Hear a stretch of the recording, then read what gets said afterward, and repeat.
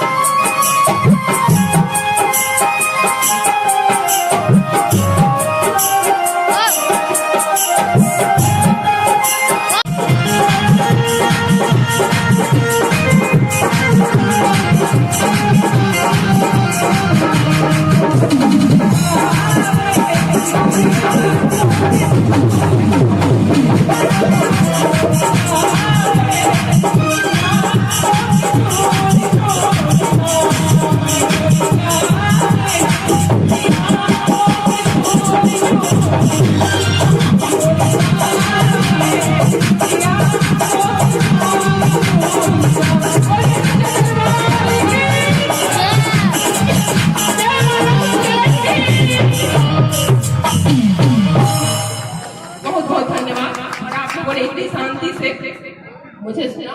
Actually मैं अच्छा गाती नहीं हूँ ना, मैंने कुछ सीखा है, फिर मैं एंजॉय करती हूँ। और मंच होता है एंजॉय करने का नाम। जो भी गाए वो खुद तल्लीन हो जाएगा, तो श्रोतागण अपने आप ही उस पर तल्लीन हो जाते हैं।